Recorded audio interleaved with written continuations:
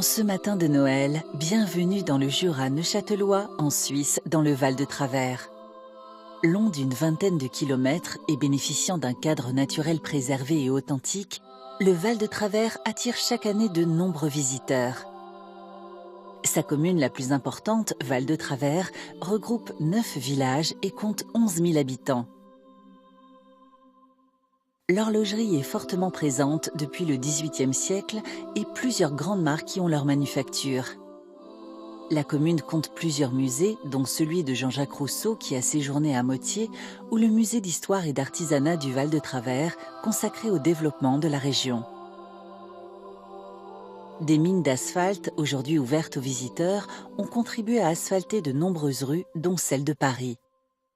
C'est au Val de Travers que l'absinthe est née et après un siècle de clandestinité, elle y est toujours distillée. Des amateurs du monde entier viennent y découvrir son histoire et les secrets de sa fabrication. Le village de Motier s'est développé autour d'un monastère médiéval aujourd'hui devenu un lieu de production de vins mousseux. L'église attenante à l'ancien prieuré, devenue protestante à la Réforme, reste un témoin architectural important de la région. Elle doit être restaurée en 2019. Aujourd'hui, les protestants du Val de Travers nous invitent à découvrir leur foi et leurs aspirations. Je suis né au Val de Travers, à Fleurier. Je vis maintenant à la Côte-aux-Fées. Une des caractéristiques des gens de cette région, c'est d'être à peu près aussi enracinés que les sapins qui nous entourent. Ça veut dire que c'est des gens qui aiment leur coin et qui y reviennent s'ils doivent en partir. Alors ici, on est chez moi, où j'ai la chance d'avoir un ordre personnel pour m'exercer. En 1530, la réforme est arrivée au Val de Travers. Les églises sont devenues protestantes, mais pas toutes. Il y a un endroit, même au Verrières, où l'église est restée pendant, je crois, 50 ans dédiée aux deux églises, l'église catholique et l'église réformée. La paroisse de Val de Travers, la paroisse réformée, s'occupe d'une petite moitié, je dirais, de la population du Vallon. On est assez à égalité avec l'église catholique et puis il y a aussi des églises libres et on vit ensemble un œcuménisme assez fort. Je crois qu'il est assez remarquable dans le cadre du canton. L'église est une présence qui est là. Je pense qu'elle peut répondre à plein de besoins, autant si on est dans le creux de la vague, autant si on est dans la joie.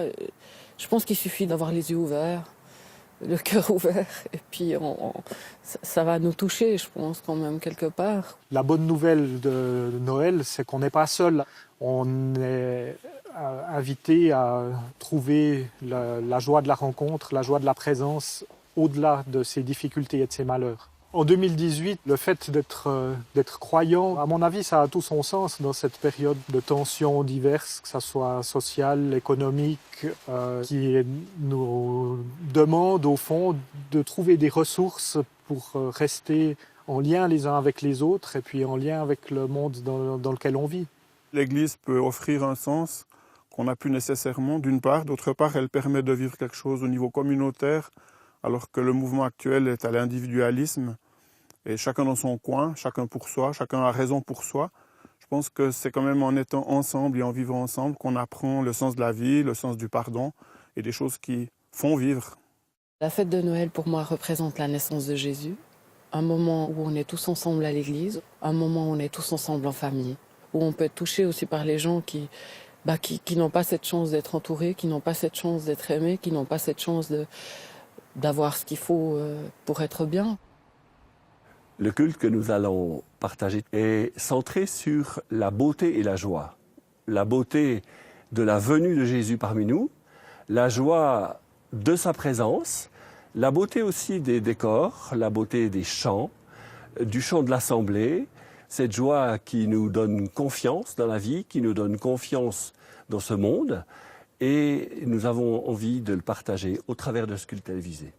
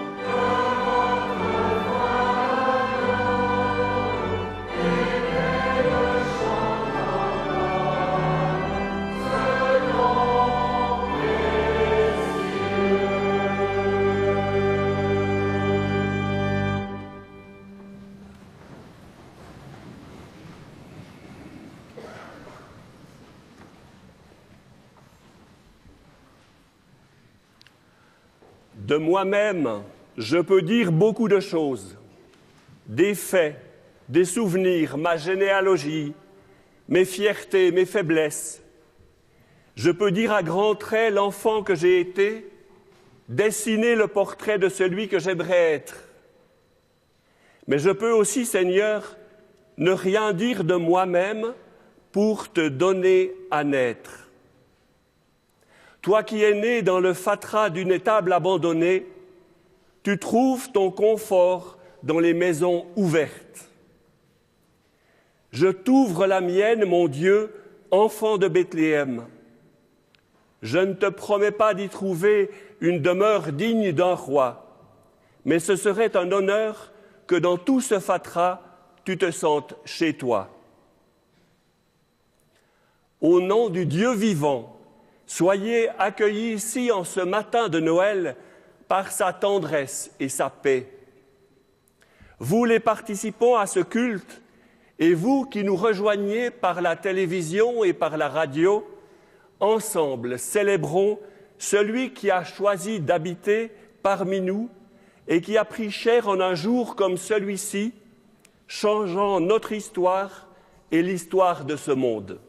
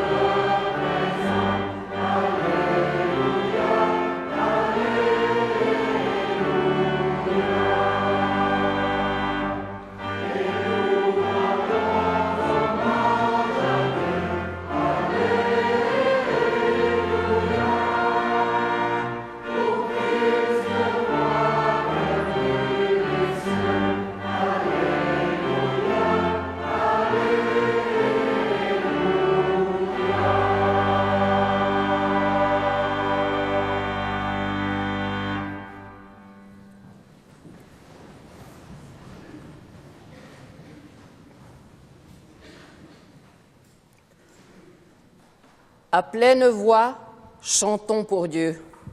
Nos chants de joie, nos chants de fête. Dieu est présent dans un enfant. Sa gloire habite notre terre.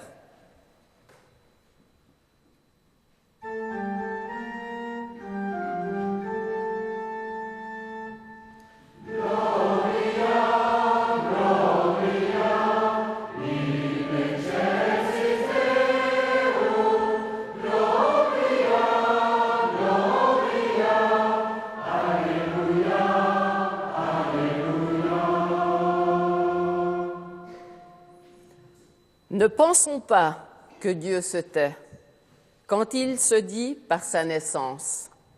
Dieu est ici et tout est dit. Cherchons où lève sa semence.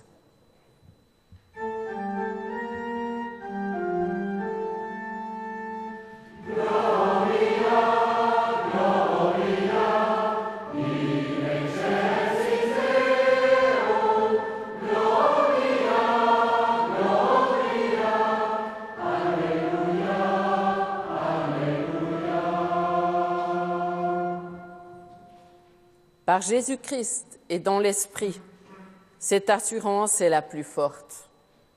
Rien ne pourra nous séparer de l'amitié que Dieu nous porte.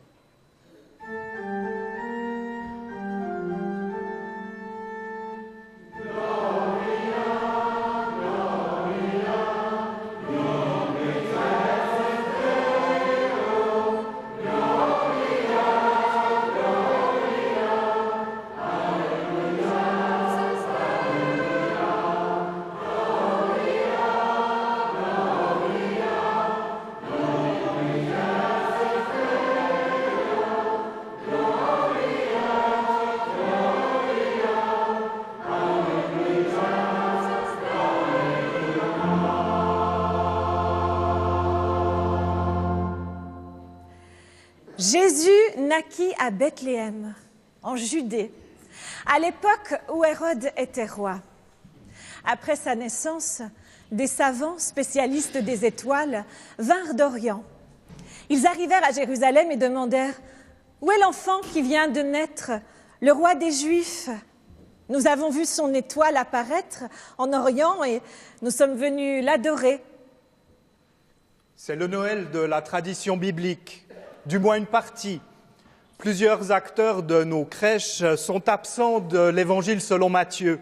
Les bergers, la chorale des anges du ciel, l'auberge qui ne reçoit pas la Sainte Famille. Matthieu montre comment la naissance de Jésus réalise les annonces des prophètes anciens. Un de ces éléments traditionnels dit que Jésus est mal reçu. Ici, Hérode enquête sur ce concurrent qui lui est annoncé. C'est lui qui va être le méchant dans l'histoire. C'est Hérode qui rejette le roi attendu. Mais dans un premier temps, il ne peut pas empêcher la joie de la naissance et l'adoration des savants. Hérode convoqua secrètement les savants et s'informa auprès d'eux du moment précis où l'étoile était apparue. Puis il les envoya à Bethléem en leur disant « Allez chercher des renseignements précis sur l'enfant et quand vous l'aurez trouvé, faites-le moi savoir, afin que j'aille, moi aussi, l'adorer. » Après avoir reçu ces instructions du roi, ils partirent. Ils virent alors l'étoile qu'ils avaient déjà remarquée en Orient. Elle allait devant eux, et quand elle arriva au-dessus de l'endroit où se trouvait l'enfant, elle s'arrêta. Ils furent remplis d'une très grande joie en la voyant. Ils entrèrent dans la maison et virent l'enfant avec sa mère, Marie.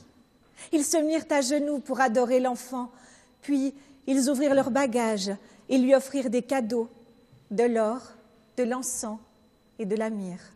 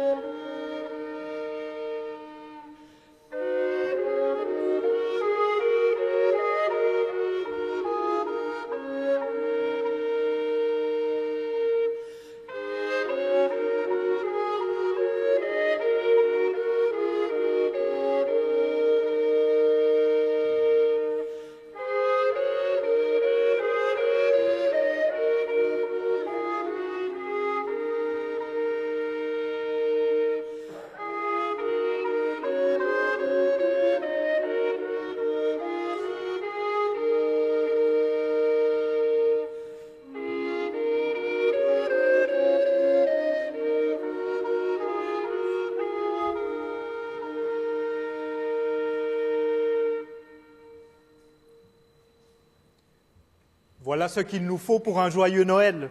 Les mages, l'étoile, les cadeaux, la joie. C'est comme si l'Évangile appelait les traditions familiales et commerciales de Noël. Ce qui m'importe d'abord, c'est la tradition de Noël dans ma famille. Elle m'apporte beaucoup. Elle me permet de passer un magnifique moment avec les miens. Elle me fait du bien. Je dis souvent que je n'aime pas Noël. Ça me fait plaisir de me joindre aux grognons. Je trouve que la tradition faiblit, qu'elle perd de sa signification. Du coup, il y a quelque chose d'étrange pour moi de prêcher aujourd'hui au matin de Noël pour autant de monde.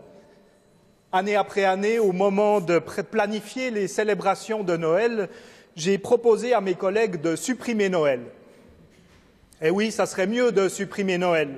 Ça serait une manière d'éviter de participer aux excès mercantiles de cette période. Ça serait une manière d'éviter les traditions sucrées un peu écœurantes. Ce serait une manière d'éviter la question de la sincérité ou de l'hypocrisie des sourires et des vœux de bonheur. Moi, j'aime Noël.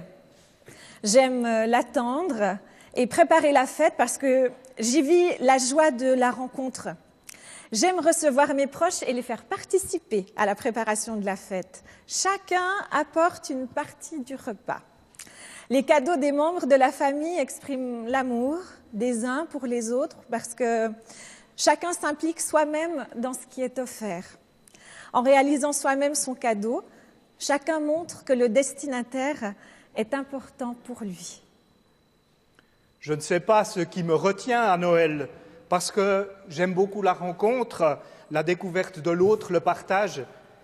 Et année après année, en pensant aux fêtes, aux rencontres auxquelles je participe, je me dis qu'il s'y est passé de belles choses, que je m'y suis bien plu. Il y a beaucoup de bonnes choses dans ces traditions. Cela fait du bien de pouvoir se baser sur ce repère que peut devenir une tradition. Mettre en œuvre une tradition, c'est aussi une manière de se concentrer sur les relations entre proches.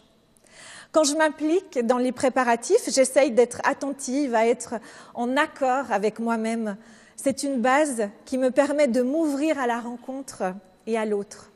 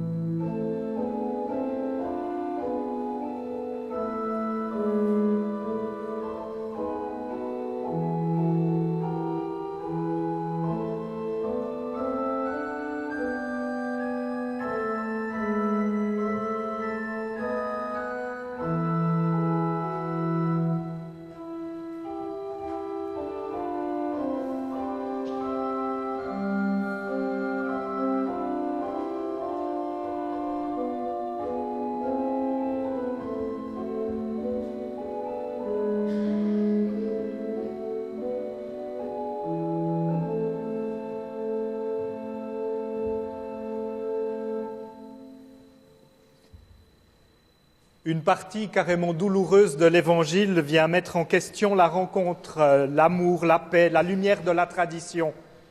Les mages sont avertis par Dieu qu'ils ne doivent pas retourner voir Hérode parce qu'il veut faire du mal au nouveau roi. Et Hérode se fâche. Quand Hérode se rendit compte que les savants l'avaient trompé, il entra dans une grande colère. Il donna l'ordre de tuer à Bethléem et dans les environs tous les garçons de moins de 2 ans. Cette limite d'âge correspondait aux indications que les savants lui avaient données. Ça saigne dans l'Évangile selon Matthieu. Dans le récit de Luc, la porte n'est pas grande ouverte non plus. Il rapporte que Joseph et Marie, sur le point d'accoucher, ne sont pas reçus dans la maison où logent les voyageurs. Ici, Matthieu aimerait montrer que les événements réalisent d'anciennes annonces. Alors se réalisa ce qu'avait déclaré le prophète Jérémie. On a entendu une plainte à Rama, des pleurs et de grandes lamentations. C'est Rachel qui pleure ses enfants. Elle ne veut pas être consolée car ils sont morts. Noël n'est pas seulement la beauté d'une tradition qui revient. Les humains se blessent entre eux. Les réunions de famille se passent mal parfois. Telle tante préfère dénigrer son frère, tel cousin montre son désintérêt pour la rencontre en choisissant les excès de boisson, l'agressivité. Un deuil, une rupture vient remettre en cause l'équilibre familial.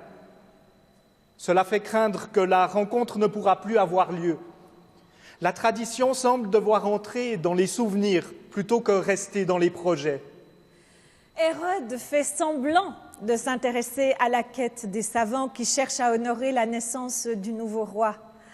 En fait, les habitants connaissent bien la réputation de ces violentes colères. La moitié d'entre eux pourraient jouer le rôle de l'ange qui vient avertir les savants de prendre un autre chemin et de ne pas repasser au palais pour donner des nouvelles au roi orgueilleux et colérique. L'évangile de Noël annonce une bonne nouvelle, une de ces nouvelles qui mettent en joie, qui inaugure une période d'amour et de paix. Et l'histoire du monde et les colères des puissants et de Dieu lui-même parfois viennent contredire année après année ces attentes de paix. Comme pour les bébés sous les coups du roi Hérode, il nous semble que la paix annoncée est toujours contredite par la mort et les blessures. Pourquoi le miséricordieux doit-il d'abord faire mourir ? Pourquoi la volonté de bien faire est régulièrement réduite à la misère dans trop de situations ? Pourquoi le Proche-Orient, le berceau des religions monothéistes, est-ce qu'il est baigné de sang depuis des siècles et des millénaires ? Les extrémismes font peur, blessent et font mourir. Les égoïsmes et la méfiance appauvrissent le partage. La haine et les destructions obligent à de nouvelles fuites. De nouveaux refuges sont toujours nécessaires. Les blessures des femmes et des hommes ne disparaissent pas comme par enchantement parce que c'est Noël et que cela doit être beau, plein de paix, d'amour. Vous savez bien que vous traversez la fête avec tout cela en vous. La douleur des blessures et l'attente de la douceur et de la paix. Noël est un calvaire pour tant de femmes et d'hommes qui n'ont plus personne autour d'eux, qui ont subi de telles pertes ou de tels revers qu'ils ne sentent plus rien d'autre que la souffrance et la solitude. Et c'est d'autant plus fort et douloureux dans ces périodes où tout dit autour de nous que c'est le moment de la joie et de la paix. L'évangile de Noël est la promesse d'une présence, pas un baume ou un cataplasme qui cache la souffrance pour un moment.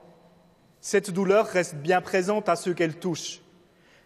Je suis ému et émerveillé de voir vivre ces personnes blessées qui reçoivent le Christ à Noël, mais aussi dans tous les moments de la vie, comme venant habiter ce qui fait souffrir, ce qui nous est difficile, ce qui fait mourir. Même nos fêtes sont parfois des défaites. Et le Christ de vie s'y montre présent.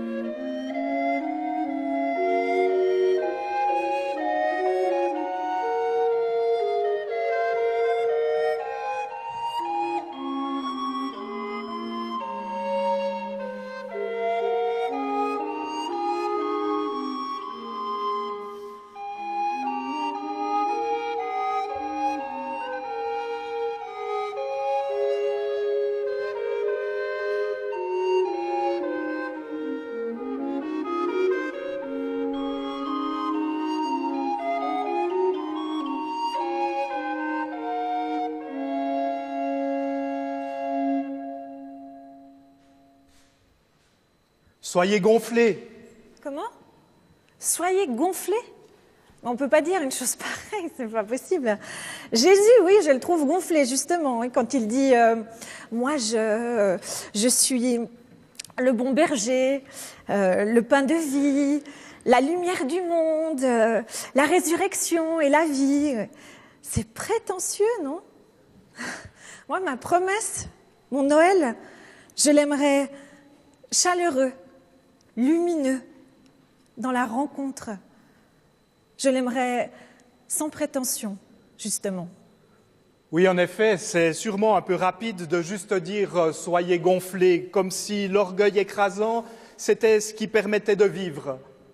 Dire « soyez gonflés » sans préciser, ça serait un peu comme dire « dominer, écraser, profiter ». Et dans ce que j'aimerais dire ici, être gonflé, c'est juste le contraire.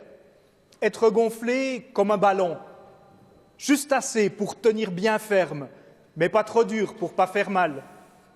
Être gonflé comme un pneu de vélo, pour donner à la roue la structure qui lui permet de bien avancer.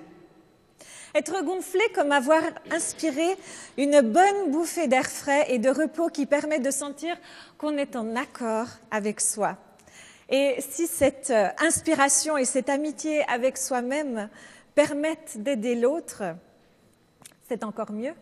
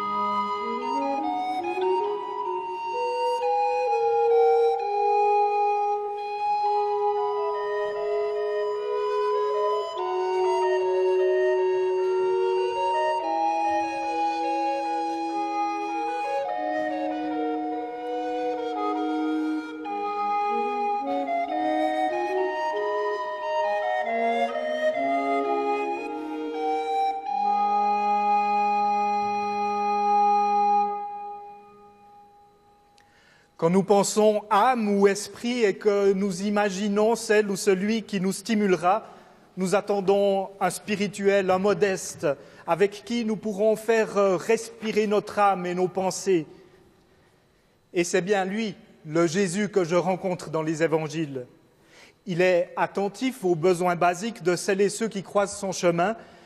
Il est assez anticonformiste pour veiller à ce que les institutions en place agissent pour la vie des personnes et il ne se gêne pas de s'opposer à leur pouvoir quand ce pouvoir ne fait rien que se nourrir lui-même plutôt que de servir la vie. Ici, j'aimerais inviter l'évangile de Noël selon Luc. Il propose ce souffle, cette lumière, cette ouverture qui peut nous inspirer sans orgueil, qui regonfle notre amour de la vie, des autres et de la rencontre. Un Noël divin, en fait. L'ange leur dit « N'ayez pas peur, car je vous apporte une bonne nouvelle qui réjouira beaucoup tout le peuple. Cette nuit, dans la ville de David, est né pour vous un sauveur. C'est le Christ, le Seigneur. Et voici le signe qui vous le fera reconnaître. Vous trouverez un petit enfant enveloppé de langes et couché dans une crèche. » Tout à coup, il y eut avec l'ange une troupe nombreuse d'anges du ciel qui louaient Dieu en disant « Gloire à Dieu dans les cieux très hauts et paix sur la terre pour ceux qui l'aiment. » Accueillons la lumière de Noël comme un rappel que c'est à la vie que nous sommes destinés. Que Dieu, qui naît à Noël, nous aide à nous mettre en accord avec nous-mêmes et avec cette vie plus grande que nous. Quand Dieu devient un moule auquel nous devons nous adapter et des ordres auxquels nous avons à nous soumettre, il n'est plus un Dieu de vie. Il devient un instrument du pouvoir des religions. À ce moment-là, les humains gagneront à s'éloigner des religions pour en être libérés. Soyons gonflés d'un air pur qui nous fait vivre, qui nous fait sentir la vie en nous, comme quand nous remplissons nos poumons de l'air d'une nuit fraîche en pleine nature.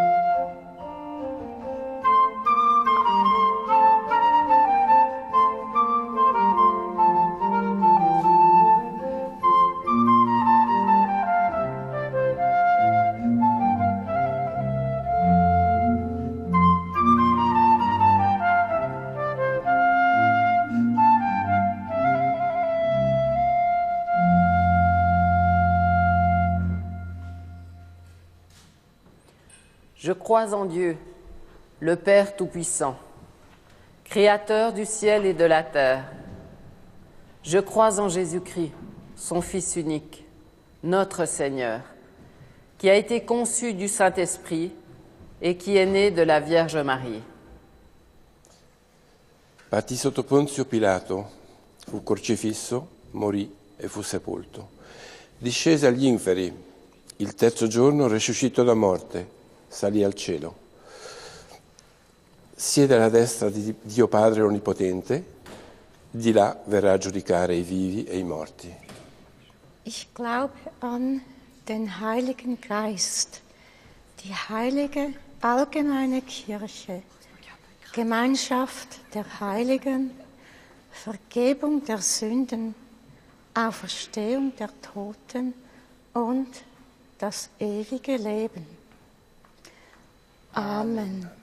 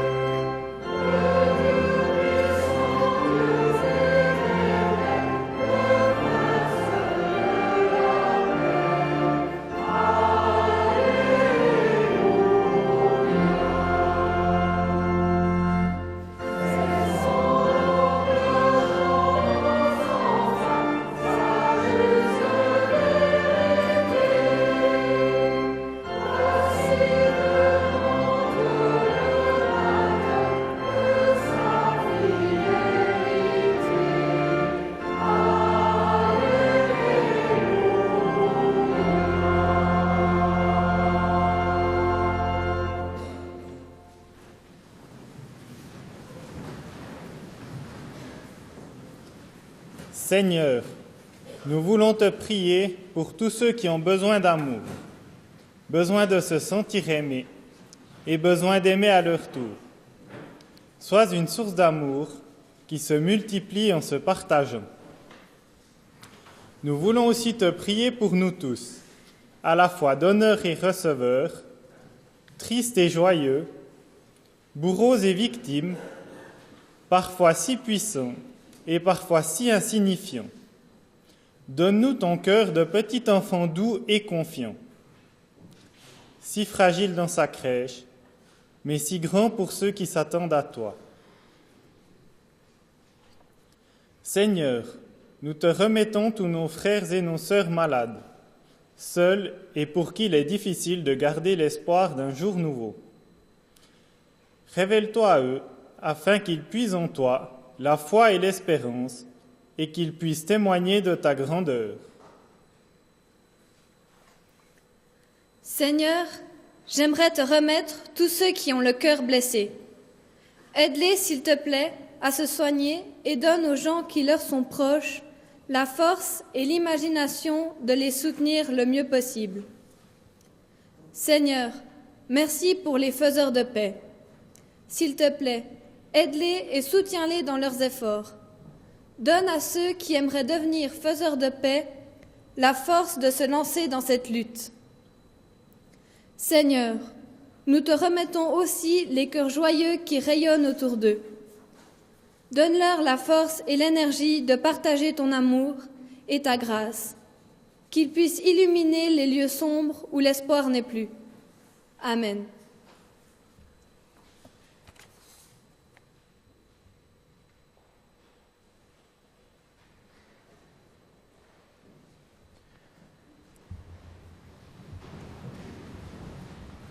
Vraiment, il est juste et bon de nous tourner vers ta grâce pour te rendre grâce, Dieu de vie, en tout temps et en tout lieu, et plus particulièrement en ces jours où les bergers ont trouvé à Bethléem le Messie promis depuis les siècles, et où les mages venus d'Orient se sont prosternés devant lui. Oui, tu as tenu tes promesses, plus vastes que le ciel et la terre, et qui tiennent toutes dans ce petit enfant couché dans une crèche. Avec les anges et tous les saints, nous célébrons ta gloire en chantant « Saint est le Seigneur ».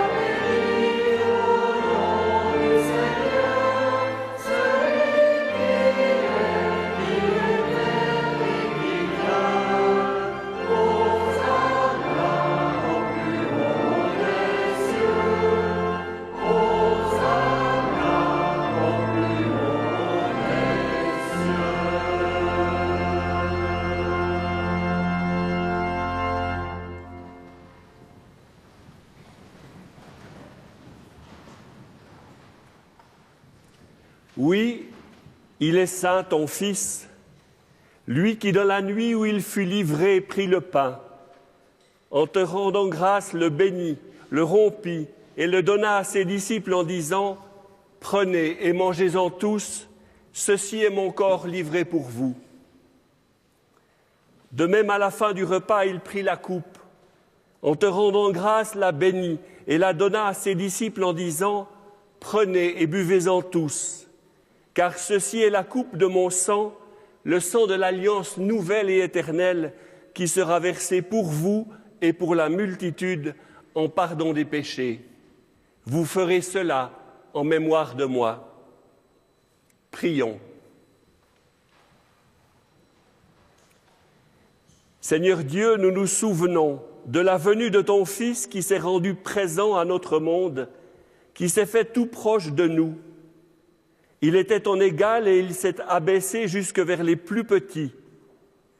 C'est dans le dénuement de son sacrifice qu'il se rend encore présent à nous sous les signes du pain et du vin, nourriture pour notre faim de ton amour, breuvage pour notre soif de ton royaume.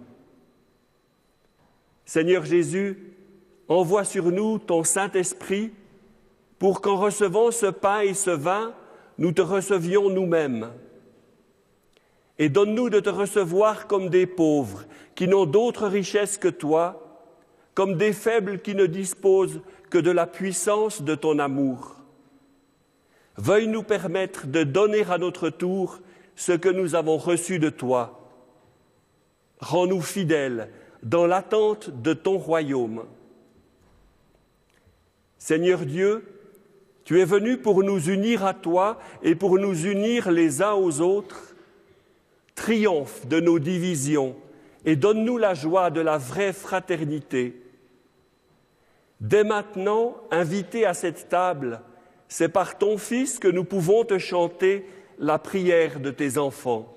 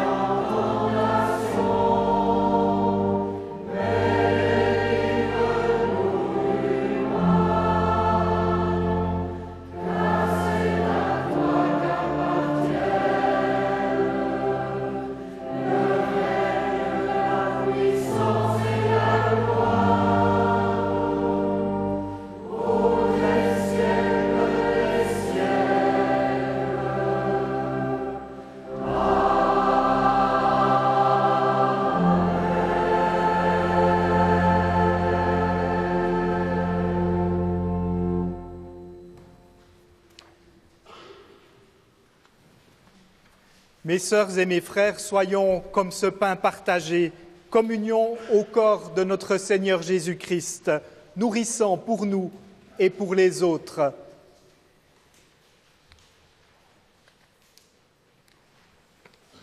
Soyons comme cette coupe offerte, communion au sang de notre Seigneur Jésus-Christ. Elle réjouit et ouvre aux dons entre nous et pour les autres. Alléluia pour la confiance que le Christ nous fait de passer par nous pour transmettre sa vie, pour nous et pour les autres. Amen.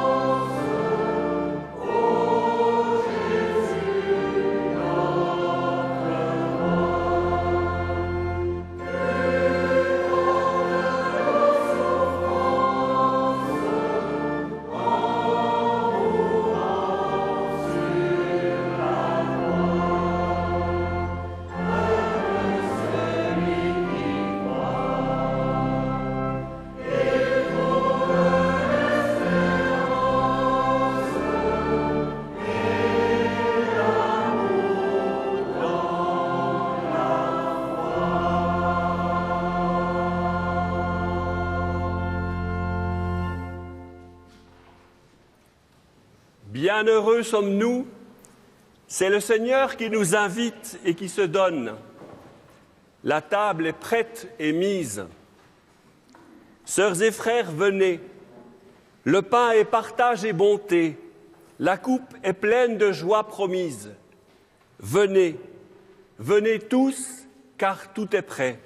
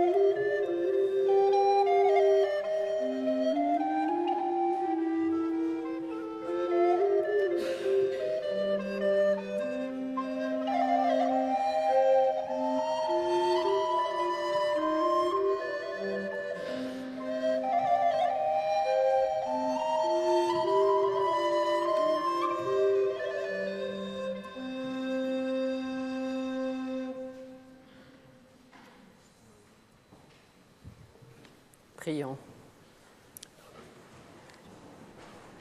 Seigneur Jésus, merci. Si peu de pain dans notre main et ta présence emplit nos vies. Un peu de vin dans une coupe et tu te livres sans réserve. Ton corps nous est donné en nourriture, notre faim grandit. Ton sang nous est offert comme une source, plus vive est notre soif. Unique est le don pour chacun, unique le corps qui nous rassemble, dans une même action de grâce. Seigneur Jésus, merci.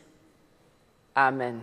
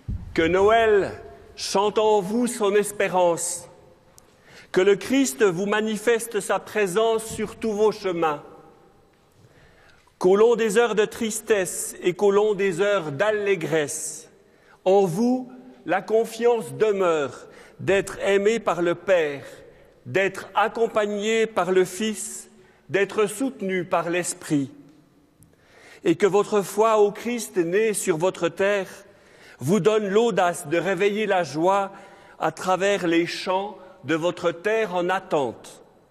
Que Dieu, 3 fois saint et miséricordieux, nous bénisse et nous garde, lui qui est Père, Fils et Saint-Esprit.